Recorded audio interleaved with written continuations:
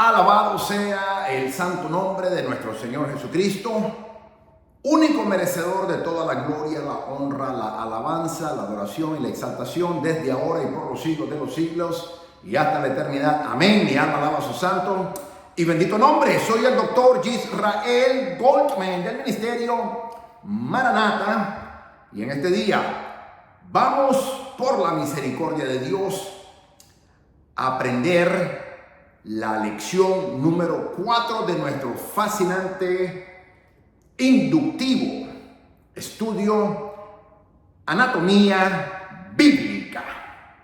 Anatomía Bíblica. Y en este día vamos a ver la lección o la clase número 4. El libro o la carta, mejor dicho, a los romanos. Te decía en las enseñanzas anteriores de que la Biblia en el latín y en el griego significa libros, porque está compuesta por dos testamentos: Antiguo Testamento, que es la Biblia hebrea, y el Nuevo Testamento, que es la Biblia cristiana. Dentro de esos dos libros, o mejor dicho, dos testamentos, existen 66 libros, 39 en el Antiguo Testamento, 27 en el Nuevo Testamento, con un total de 1189 capítulos, 929 capítulos en el Antiguo Testamento y 260 capítulos en el Nuevo Testamento. Un total 1189 capítulos. Contiene 31.173 versículos y un total de 773.692 palabras, desde el libro de Génesis hasta el libro de Apocalipsis. De la misma manera, la Biblia fue escrita en un periodo de 1500 años por 40 hombres aproximadamente. 32 escribieron el Antiguo Testamento y 8 confirmado el Nuevo Testamento.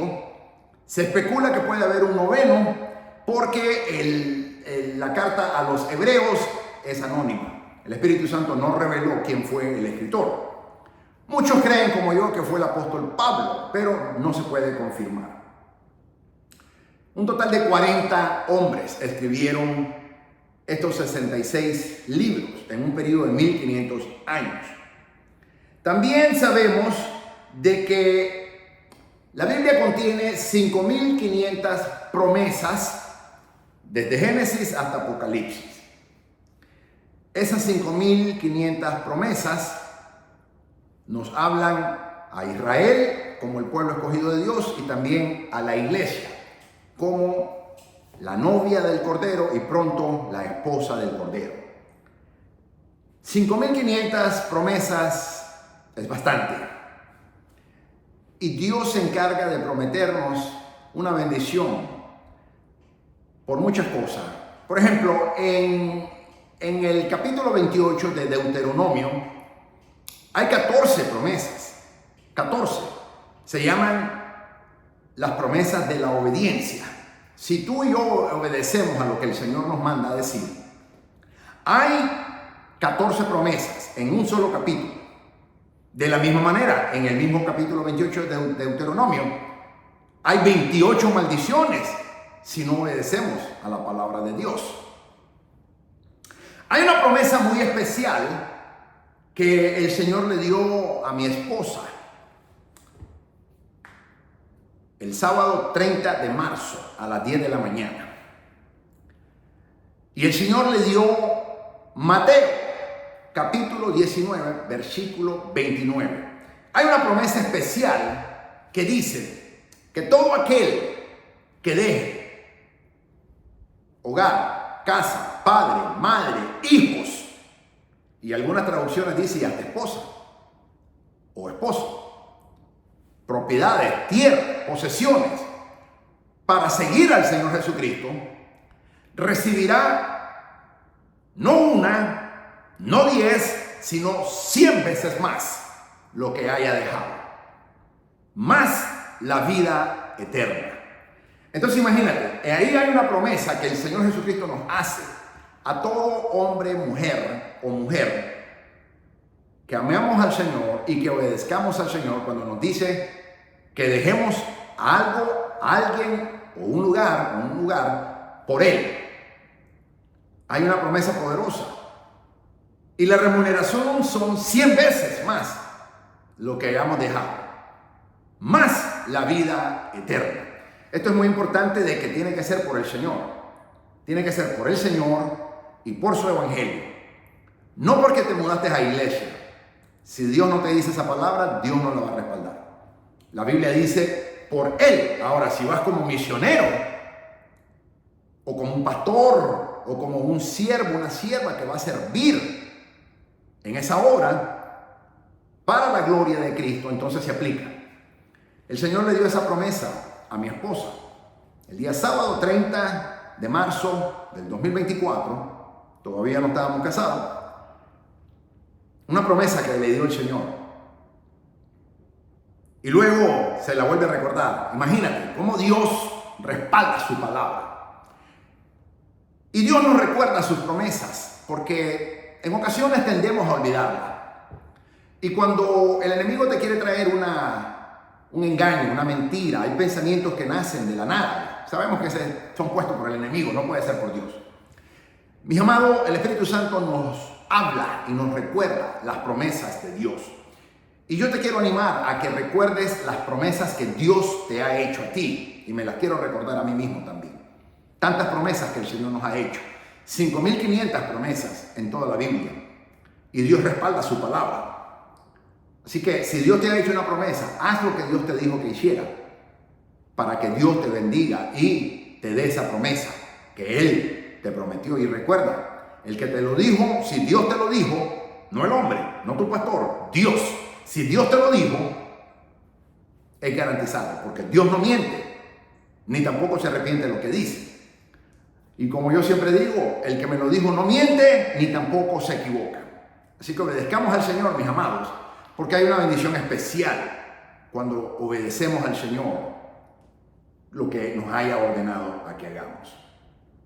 Una ordenanza divina, un mandato divino, es la gran comisión, Mateo capítulo 28, versículo 18 al 20. Tenemos que ir a todo el mundo. Quiere decir a los gentilicios, no necesariamente que tienen que ir a todos los países del mundo, pero está hablando de los gentilicios, de las personas de otros países. Y Dios nos ha bendecido aquí en los Estados Unidos, que hay personas de todo el mundo.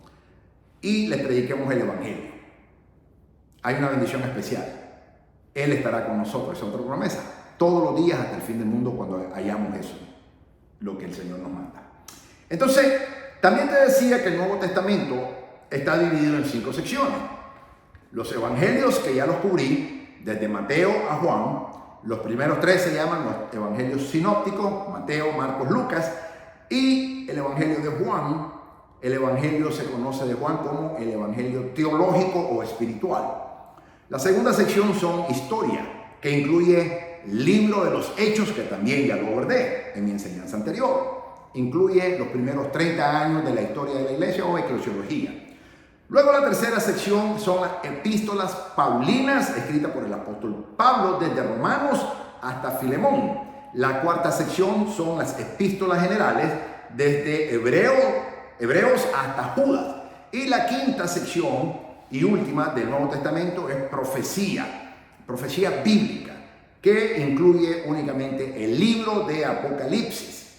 El Nuevo Testamento fue escrito aproximadamente entre el año 45 al 95 de nuestra era, en un periodo de 50 años por 8 hombres.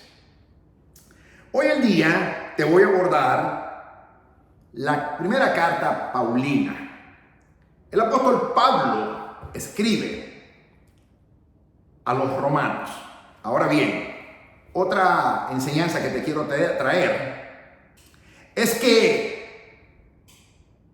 los canones bíblicos no están puestos en el orden cronológico como fueron escritos. ¿Por qué? Porque el Espíritu Santo así lo quiso poner. Utilizó a estos hombres que se reunieron y lo ubicaron de manera diferente, tanto en el Antiguo como aún el Nuevo Testamento, pero especialmente el Nuevo Testamento. Entonces, cuando lleguemos al Antiguo Testamento te daré más detalles. Hoy me estoy enfocando en el Nuevo Testamento. A propósito, si tienes alguna pregunta, pregúntame de la lección, de la clase que te estoy dando. Si me haces una pregunta de otro libro que no he abordado todavía, te diré, espera hasta que aborde ese libro. Así que cualquier pregunta que me la hagas, mándamela por la plataforma, en los medios sociales del Ministerio Maranata, pero que sea enfocado, por ejemplo, en esta ocasión, el libro de los Romanos, es lo que te voy a enseñar. Ok, el libro de los Romanos no fue la primera carta que el apóstol Pablo escribió. Sin embargo, en el canon bíblico aparece justamente después del libro de los Hechos. Y muchos creen que la primera carta, solamente porque aparece en ese orden, la primera carta paulina, fue la carta a los Romanos, cuando en realidad no la fue. La carta a los Romanos fue escrita por el apóstol Pablo, como lo dice en Romanos capítulo 1, versículo 1, y también Romanos capítulo 16, versículo 22. Indica que Pablo utilizó también la ayuda de un hombre llamado Tercio para transcribir sus palabras. ¿Por qué? Porque para entonces ya el apóstol Pablo estaba en la cárcel en Roma. Y sabemos que los 2 últimos años de vida y aún de ministerio del apóstol Pablo estuvo esperando ser enjuiciado ante su petición de comparecer ante el César como ciudadano romano, que él era. Tuvo que esperar en prisión un periodo de 2 años. Sin embargo, fueron los 2 únicos años en donde el apóstol Pablo no sufrió ninguna persecución por parte de los judíos o aún los gentiles que lo querían matar, porque él era un prisionero del estado de Roma y gozaba de el cuidado como ciudadano romano que era. Entonces en esos 2 años él escribió varias cartas, sin embargo no necesariamente con su propio puño y letra. Entonces en Romanos capítulo 16, versículo 22, el apóstol Pablo indica que utiliza la ayuda de un hombre que se llamaba Tercio para transcribir sus palabras, una especie de escriba. El apóstol Pablo la dicta y este hombre llamado Tercio, no sabemos quién es, no nos dice mucho la Biblia al respecto. Obviamente era un discípulo del Señor Jesucristo que trabajaba en el ministerio evangelístico misionero del apóstol Pablo, escribe o transcribe las palabras del apóstol Pablo. Fue escrita esta carta, el libro de los Romanos, probablemente entre el año 56 y el año 58 de nuestra era. Pero no fue la primera carta que escribe el apóstol Pablo. ¿Cómo yo lo sé? Sencillo. Porque sabemos muy bien de que Primera Tesalonicense fue escrita aproximadamente en el año 50. Y es la primera carta que escribe el apóstol Pablo, antes que Romanos. La carta a los Romanos la escribe aproximadamente en un periodo de 7, posiblemente 8 años más tarde. De hecho, fue una de sus últimas cartas que escribe a los romanos, porque la escribe cuando él ya está, después de su tercer viaje misionero, está en Roma, está esperando comparecer ante el César, estuvo 2 años prisionero y de ahí es ejecutado. Decapitado, para ser más específico, fue asesinado, martirizado. Entonces, la carta a los romanos fue la última que él escribió entre el año 57 y 58. Y la primera carta que el apóstol Pablo escribe es la primera carta a los tesalonicenses en el año 50. Entonces, quiero que aprendas esto, porque yo te estoy enseñando la anatomía bíblica. El propósito de la escritura, como en todas las epístolas de Pablo a las iglesias, su propósito es escribirla. Era para proclamar la gloria del Señor Jesucristo mediante la enseñanza de la doctrina y la edificación y el ánimo para los creyentes que recibieran su carta. Una preocupación en particular que tenía el apóstol Pablo era aquellos para quienes escribió esta carta, aquellos que estaban en Roma, que eran amados de Dios y llamados a ser santos. Así lo llama el apóstol Pablo en Romanos capítulo 1, versículo 7. Por ser él mismo un ciudadano romano, el apóstol Pablo tenía una pasión única por aquellos en la asamblea de creyentes en Roma, puesto que él hasta ese momento no había visitado la iglesia que él había fundado en Roma. Esta carta también servía como su presentación ante ellos. El apóstol Pablo no nació en Israel. Nosotros sabemos eso. ¿Dónde nació? En Tarso. Por eso se llamaba y le decían Saulo de Tarso. Tarso era una provincia del Imperio Romano. Por esa razón, el apóstol Pablo era judío por descendencia, por la carne, por el ADN y por el linaje, lógicamente, pero no nació en Israel. Nace en Tarso, una provincia del Imperio Romano, y por tal razón, como él nos dice en el libro de los Hechos, él obtuvo su ciudadanía romana por nacimiento. Sabemos que cuando está hablando con el carcelero dijo que él pagó una gran cantidad de suma de dinero para obtener la ciudadanía romana, y el apóstol Pablo le dijo, pero yo la obtuve por nacimiento. Y ser un ciudadano romano en los tiempos del apóstol Pablo equivale a lo que hoy vendría a ser un ciudadano estadounidense, un ciudadano americano, con todos esos privilegios a nivel mundial. Entonces, el apóstol Pablo, puesto que nace en Tarso, una provincia del Imperio Romano, automáticamente es un ciudadano romano, pero no es gentil, es judío. Entonces, una vez más, aquí pruebo de que no todos los judíos tenemos que nacer en Israel. El apóstol Pablo no nació en Israel y era 100% judío.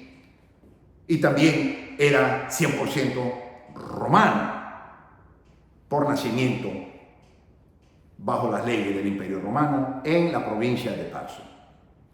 Versos claves, Romanos 1:16, y todos sabemos este versículo. Porque no me avergüenzo del Evangelio, porque es poder de Dios para salvación a todo aquel que cree, al judío primeramente y también al griego. El apóstol Pablo tenía una pasión por los romanos, siendo que él era de la misma pasión que él tenía por Israel, porque él era judío. También tenía una pasión por Roma, porque él era ciudadano romano. Romanos capítulo 3, versículo 9 al 11. ¿Qué pues? ¿Somos nosotros mejores que ellos? En ninguna manera. Pues ya hemos acusado a judíos y a gentiles que todos están bajo pecado, como está escrito. No hay justo ni aun uno. No hay quien entienda. No hay quien busque a Dios. Romanos capítulo 3, 21 dice, pero ahora, aparte de la ley, se ha manifestado la justicia de Dios, testificada por la ley y por los profetas. Romanos capítulo 3, versículo 23, por cuanto todos pecaron y están destituidos de la gloria de Dios. Romanos capítulo 5, versículo 8, mas Dios muestra su amor para con nosotros, en que siendo aún pecadores, Cristo murió por nosotros. Mi alma alaba al Señor Jesucristo. Romanos capítulo 6, versículo 23. Porque la paga del pecado es muerte, mas la dádiva de Dios es vida eterna en Cristo Jesús, Señor nuestro. Otro versículo clave está en Romanos capítulo 8, versículo 9. Mas vosotros no vivís según la carne, sino según el Espíritu, si es que el Espíritu de Dios mora en vosotros. Y si alguno no tiene el Espíritu de Cristo, no es de él. Romanos 8:28 nos enseña, y sabemos que a los que aman a Dios, todas las cosas les ayudan a bien. Esto es, a los que, conforme a su propósito, son llamados. La palabra clave, a los que aman a Dios, no a los que están en la iglesia, no a los que se llaman cristianos, no a los que se dicen ser cristianos. No importa que tengas 100 años en la iglesia. Si tú no amas a Dios, no importa que tengas 100 años en la iglesia. Y si tú amas a Dios, no importa que sea un día en la iglesia.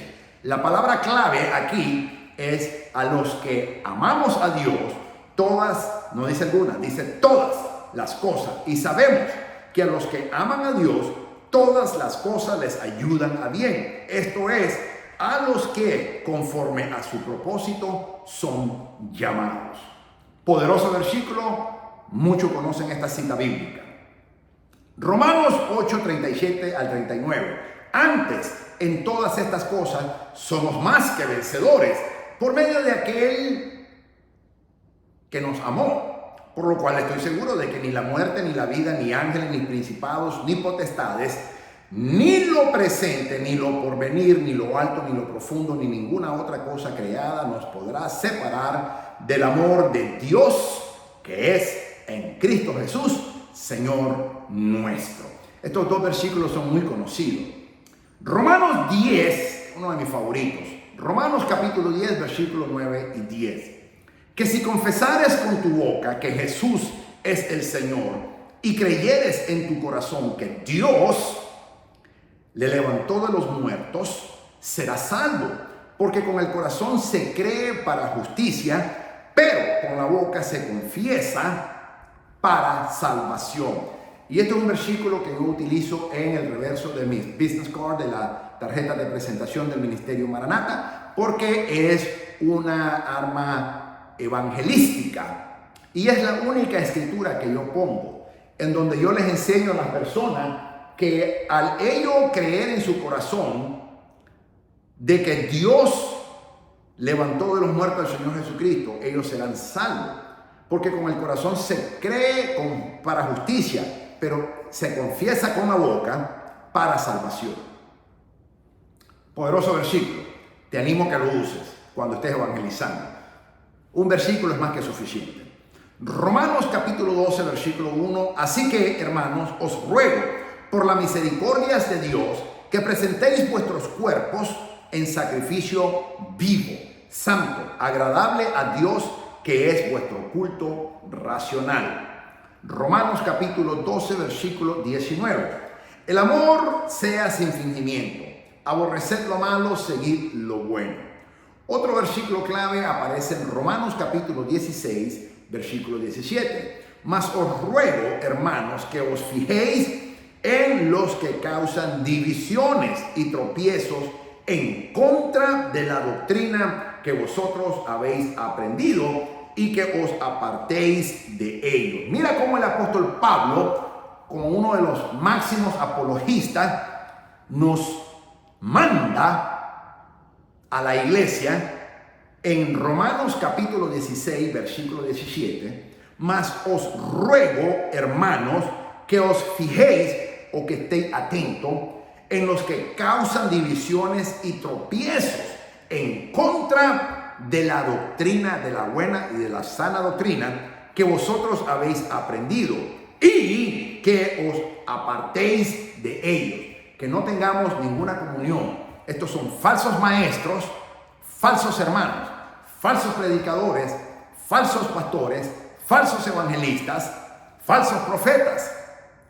Dice el apóstol Pablo, el Espíritu Santo nos habla y nos alerta a través del apóstol Pablo de que nos fijemos o que estemos alerta, atentos a la expectativa de aquellos hombres y mujeres que causan divisiones y tropiezo en contra de la sana doctrina, que es lo que se está refiriendo a la doctrina que hemos aprendido nosotros, y que nos apartemos de ellos. Esto es fundamental porque hoy más que nunca la iglesia siempre ha estado atacada por falsos maestros y falsa doctrina, porque el enemigo así la ataca. Pero hoy más que nunca, y por esa razón tenemos que estar más bien a la expectativa, fijos, atentos, alerta en contra de los que causan divisiones y tropiezos con sus falsas doctrinas, herejías, doctrinas de demonios, le llamó el apóstol Pablo en la primera Tesalonicenses, que vosotros hemos aprendido y que nos apartemos de ello.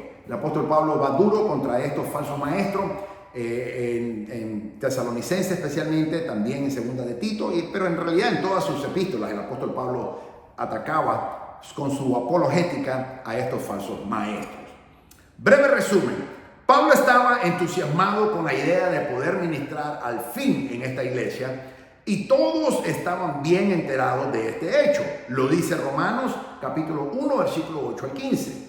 La carta a los romanos fue escrita desde Corinto junto antes de los viajes de Pablo a Jerusalén para llevar las ofrendas que le habían sido entregadas para los pobres que estaban allá. Comienza Pablo a escribirla en Corinto, pero es cuando está en Roma que él se proponía, mejor dicho, ir, pero no pudo. no pudo. Entonces fue un viaje que al final no se le permitió hacer. Sin embargo, él cuando estuvo prisionero en Roma, en espíritu estaba con esa iglesia, pero no pudo. Sin embargo, él siempre siguió enseñando y exhortando a los hermanos en la iglesia de Roma. Él había intentado ir a Roma y posteriormente a España, dice Romanos capítulo 15, versículo 24. Pero sus planes fueron interrumpidos cuando fue arrestado en Jerusalén. Eventualmente él iría a Roma, pero como prisionero. Sí le permitió Dios ir a Roma, pero no como misionero, sino como prisionero. Y eso es interesante. Febe, quien era un miembro de la iglesia en Cencrea, cerca de Corinto, según Romanos capítulo 16, versículo 1, es quien probablemente llevó la carta hasta Roma. Imagínate, el deseo que él tenía y no lo pudo cumplir. Llegó a Roma, estuvo delante de César en el juicio, testificó de Jesucristo. Pablo era persuasivo, tenemos que ser persuasivos cuando evangelizamos. El rey Agripa le dijo al apóstol Pablo: por poco me persuades a hacerme cristiano. Y le dijo el apóstol Pablo: ojalá te hubiera persuadido. Cuando nosotros evangelizamos, testificamos, tenemos que ser persuasivos en presentar y exponer el santo evangelio de nuestro Señor Jesucristo. El libro de Romanos es principalmente una obra de doctrina y puede ser dividido en 4 secciones. Ahora lo voy a desglosar. La primera es la necesidad de justicia. Capítulo 1, versículo 18 al capítulo 3, versículo 20. La segunda es la justificación provista. Capítulo 3, versículo 21 hasta el capítulo 8, versículo 39. La tercera es la justicia vindicada. Capítulo 9, versículo 1 hasta capítulo 11, versículo 36. Y la cuarta es la justicia practicada. Capítulo 12, versículo 1, capítulo 15, versículo 13. El tema principal de esta carta es obviamente la justificación. Guiado por el Espíritu Santo, Pablo primeramente condena a todos los hombres por su pecaminosidad. Él expresa su deseo de predicar la verdad de la palabra de Dios a aquellos que estaban en Roma. Era su esperanza que ellos permanecieran en el camino correcto. Cuando decimos ellos, estamos hablando de la iglesia de Roma o la iglesia en Roma. Señala energéticamente que no se avergüenza del evangelio, según Romanos capítulo 1, versículo 16, como una introducción. ¿Por qué? Porque es el poder mediante el cual todos, judíos y griegos, somos salvos. Tanto los judíos somos salvos como los griegos o los gentiles son salvos a través única y exclusivamente del santo y poderoso evangelio de nuestro Señor Jesucristo. Mi alma alaba su bendito nombre. El libro de Romanos nos habla acerca de Dios. ¿Quién es Dios? ¿Quién es Él? Y lo que Dios ha hecho.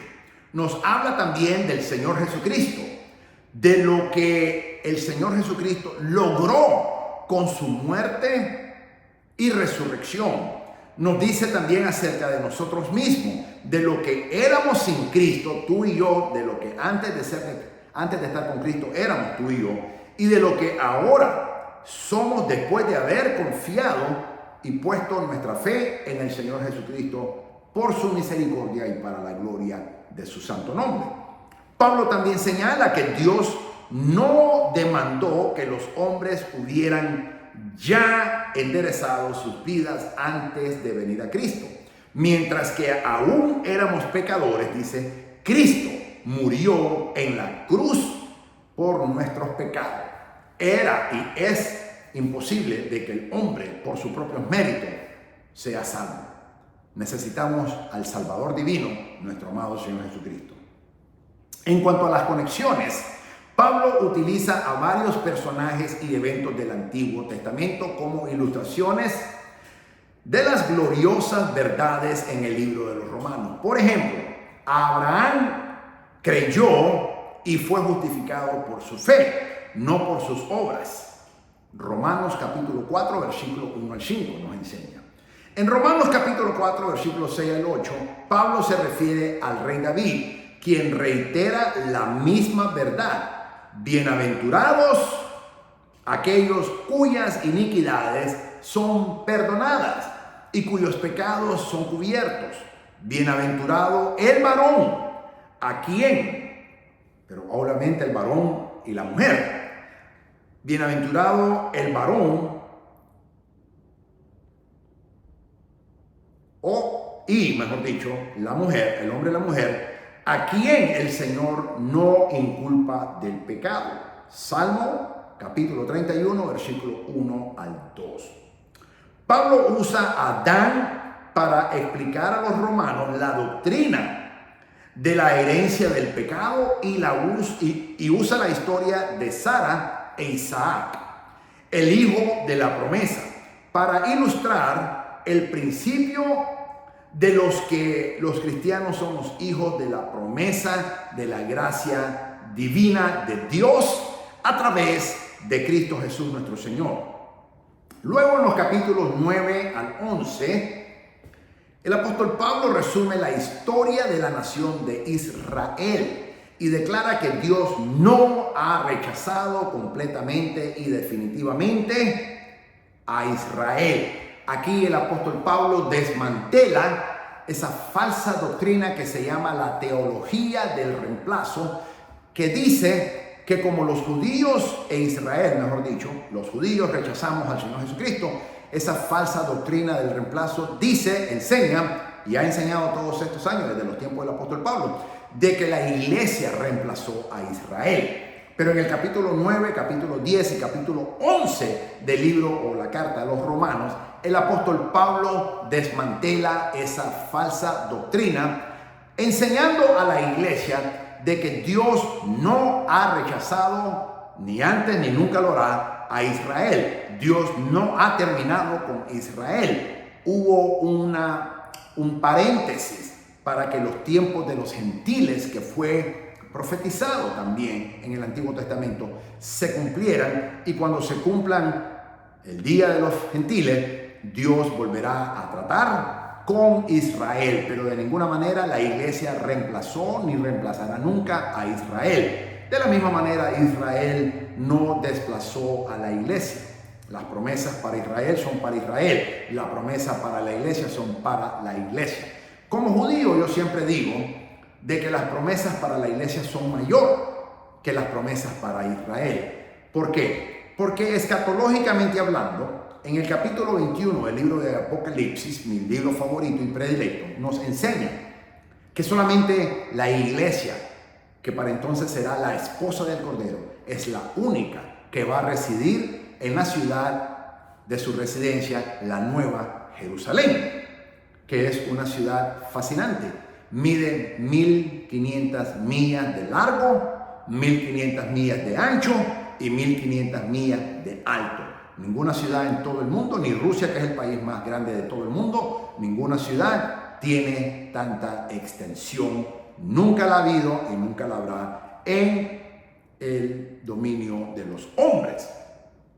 Así que solamente la iglesia, tú y yo, mis amados, seas judío o seas griego o gentil, si tú eres miembro de la iglesia de nuestro Señor Jesucristo y miembro del cuerpo de Cristo, y le somos fieles al Señor, y nos guardamos para el Señor y amamos al Señor, y cuando ese momento glorioso del harpazo, el arrebatamiento suceda, según Apocalipsis capítulo 4 versículo 1, Primera Tesalonicenses capítulo 4 versículo 17, Primera de Corintios capítulo 15 versículo 51, y también Juan capítulo 14 versículo 1 al 3, se va a cumplir. Entonces tú y yo, la iglesia de nuestro Señor Jesucristo, sea judío o sea gentil, iremos al cielo, haremos las bodas del Cordero, y luego al regresar, cuando al final de la gran tribulación, según Apocalipsis capítulo 19 versículo 11, el Señor Jesucristo regresa a vencer al anticristo, a la bestia,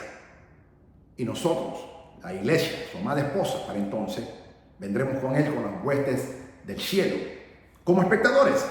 Él va a luchar solo, él va a destruir al anticristo, a la bestia, mejor dicho. A los dos, a la bestia y al falso profeta que forman el anticristo, el sistema político.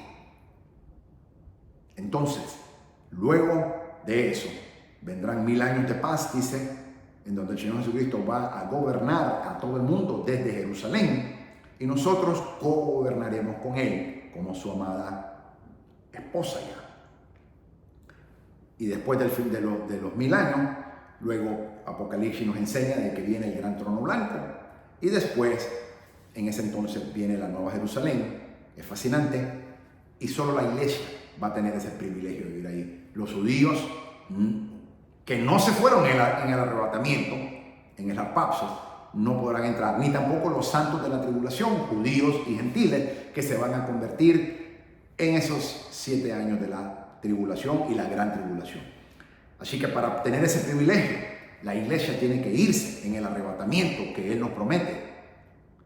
Y seremos residentes de la Nueva Jerusalén. Eso es una promesa poderosa que solamente está para la iglesia, que seamos arrebatados con el Señor, sea judío o sea gentil. Entonces aquí el apóstol Pablo en Romanos capítulo 9, capítulo 10 y capítulo 11 desmantela esa falsa doctrina que se llama la teología del reemplazo. La iglesia, nunca reemplazó y nunca reemplazará a Israel. El Señor le dijo a Israel que con amor eterno nos ha amado. Eterno, nunca termina, nunca termina. Entonces, si la iglesia hubiera reemplazado a Israel, Dios es mentiroso y Dios no miente. Por esa razón, ten cuidado con esa falsa doctrina. En cuanto a la aplicación práctica, mis amados y mis amadas, el libro de Romanos deja en claro que no hay nada que podamos hacer para salvarnos a nosotros mismos. Lo pone en perspectiva. Cada buena obra que hayamos hecho alguna vez es como un trapo inmundo ante Dios. Lo dice en el libro de Isaías. Así que tenemos sobre nosotros la sentencia de muerte por nuestras transgresiones y pecados, de la que solo la gracia y la misericordia de Dios puede salvarnos a través del sacrificio de nuestro Señor y Salvador Jesucristo. Dios expresó esa gracia y misericordia al enviar a su Hijo amado, a su unigénito Hijo amado, nuestro glorioso Señor Jesucristo, a morir en la cruz en sustitución nuestra, en lugar tuyo, en lugar mío, en lugar de la raza humana. Cuando entregamos nuestras vidas a Cristo y aceptamos el señorío de Cristo, quiere decir que Él va a gobernar nuestras vidas a través del Espíritu Santo. Él va a dirigir nuestras vidas y, como dice la Escritura, que los que somos guiados por el Espíritu Santo somos verdaderamente los hijos de Dios. Si tú estás siendo guiado por el Espíritu Santo, tú eres un hijo, una hija de Dios. Si tú estás haciendo la voluntad perfecta de Dios, tú eres un hijo, una hija de Dios. Si tú y yo obedecemos al Señor y somos guiados por lo que el Espíritu Santo nos dice, tú y yo verdaderamente somos hijos de Dios. Solamente porque estás en la iglesia, eso no te hace hijo de Dios. Y ahí es donde tenemos que tener mucho cuidado. Ya no somos controlados por nuestra naturaleza de pecado, sino que somos controlados por el Espíritu Santo si en verdad nos doblegamos y nos humillamos y obedecemos al Señor. Si confesamos que Jesucristo es nuestro Señor y Salvador y creemos que Él fue levantado de los muertos, según las Escrituras, somos salvos, nacidos de nuevo. Necesitamos vivir nuestra vida como una ofrenda a Dios, cuidando nuestros cuerpos, no estar en pecado como el pecado de fornicación o adulterio, que son pecado capital, como un sacrificio vivo para la gloria de Dios. La adoración de Dios que nos salvó debe ser nuestro más alto deseo. Tú y yo somos exhortados y enseñados y estamos obligados, según las Sagradas Escrituras, a que nuestras vidas sean para la gloria de Dios. Cuando yo me casé con mi amada esposa Lucrecia, los dos hicimos un pacto delante de Dios de que nuestro matrimonio va a ser únicamente para la gloria de Dios, y que nuestras vidas van a ser para la gloria de Dios hasta que la muerte nos separe, ordenada por Dios, lógicamente, o el harpazo nos lleve a la presencia de Dios, el arrebatamiento. Entonces, mis amados, tenemos que vivir nuestros cuerpos, que incluyen nuestra mente, nuestros pensamientos, nuestros deseos, nuestro intelecto, para darle gloria a Dios. Y nuestros matrimonios tienen que ser para la gloria de Dios. Tal vez la mejor aplicación de Romanos sería aplicar Romanos 1:16, uno de mis versículos favoritos, y no avergonzarnos del santo y poderoso evangelio de nuestro Señor Jesucristo. En vez de ello, seamos todos fieles en proclamarlo y predicarlo y enseñarlo y defenderlo para la gloria de Dios. La carta a los romanos es fascinante. Fascinante. Y probablemente por esa razón el Espíritu Santo guió a estos hombres cuando estaban formando los canones bíblicos a ponerlo como la primera carta paulina, no necesariamente siguiendo el orden cronológico en que fue escrita. Pero así el Señor Jesucristo lo deseó, así el Espíritu Santo lo ordenó. Y yo sé que estos hombres que estuvieron encargados de esto, todos fueron guiados por el Espíritu Santo. Y por eso tenemos los canones bíblicos.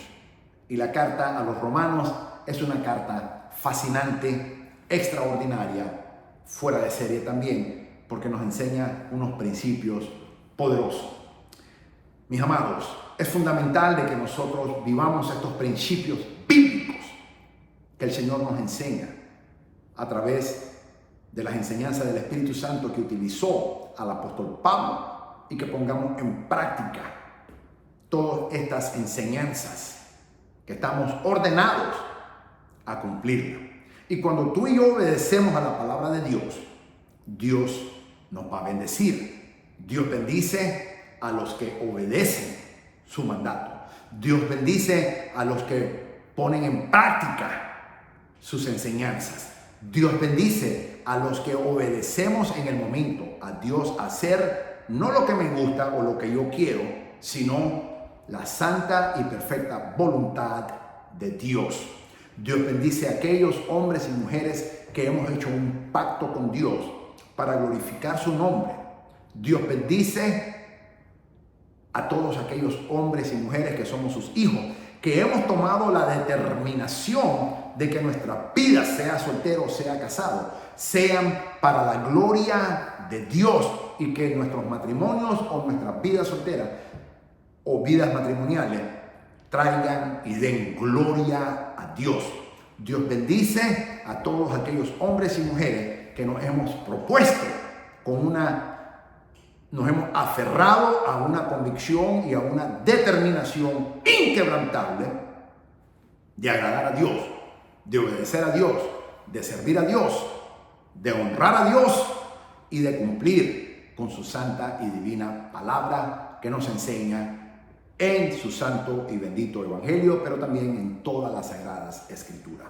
Oro a Dios de que esta enseñanza te ponga en perspectiva y que te dé una nueva perspectiva de la carta a los romanos, y que el Espíritu Santo trabaje en tu vida para que tú y yo seamos como nos enseña la palabra de Dios. Y quiero traer nuevamente esta palabra que el apóstol Pablo nos refiere al rey David, quien reitera la misma verdad. Bienaventurados aquellos cuyas iniquidades son perdonadas y cuyos pecados son cubiertos. Bienaventurado el varón, incluye hombre y mujer, a quien el Señor no culpa del pecado. Tú y yo estamos en culpa ahora, únicamente por la gracia, el amor, la misericordia y la compasión de Dios a través de nuestro amado y glorioso Señor Jesucristo. Mi alma alaba su bendito nombre. De esa manera, mis amados, te presenté la anatomía bíblica de la carta a los romanos. Te pido que enseñes esta escritura. Te pido también que la compartas con hermanos, hermanas de tu iglesia. Te pido que, si te he bendecido, que le des un like. No porque haga falta, pero sí es bonito ver un like. Y si yo te estoy bendiciendo, dame un like. Y si no te has suscrito a mi canal, al Ministerio Maranata, suscríbete para que recibas todas las enseñanzas que el Espíritu Santo me está dando semana a semana. Que el Señor te bendiga, que el Señor te guarde, que el Señor haga resplandecer su santo y divino rostro sobre tu vida. Soy el doctor Yisrael Goldman, conjuntamente con mi amada esposa Lucrecia Goldman, del Ministerio Maranata. Estamos orando por ti, estamos pidiéndole a Dios que nuestro ministerio sea para la gloria de su nombre y la edificación de ti, el cuerpo de Cristo, la amada iglesia de nuestro Señor Jesucristo. Que el Señor te bendiga, que el Señor te guarde. Maranata, el Señor viene pronto. Y nosotros, su amada iglesia, su novia, su iglesia virgen, santa, pura, sin mancha y sin arruga, que nos guardamos para la gloria de Dios y que guardamos nuestro cuerpo en santidad y también nuestra mente para la gloria de Dios. Que el Señor te bendiga y nosotros decimos con el Espíritu: sí, ven Señor Jesucristo, que te esperamos. Para mí es un privilegio enseñarte la sagrada palabra de Dios y agradezco a Dios por este privilegio. Y también te quiero agradecer por permitirme entrar a tu hogar, a tu oficina o aún a tu automóvil o donde quiera que esté, en cualquier dispositivo que le estés usando, tu celular, tu iPad, tu tableta, tu laptop, tu computer o en cualquier dispositivo que estés utilizando para aprender. Y le doy la gloria a Dios porque me permite enseñarte. Mi alma alaba al Señor Jesucristo. Es un privilegio enseñarte y le doy la gloria a Dios porque no lo merezco, pero el Señor es bueno y en su infinita misericordia, no porque yo sea mejor que nadie, al contrario, yo estoy aquí por la misericordia del Señor, única y exclusivamente, y por eso le doy toda la gloria a mi amado Jesucristo, mi amado Señor, mi amado Salvador, mi amado Dios. Dios te continúe bendiciendo. Amén.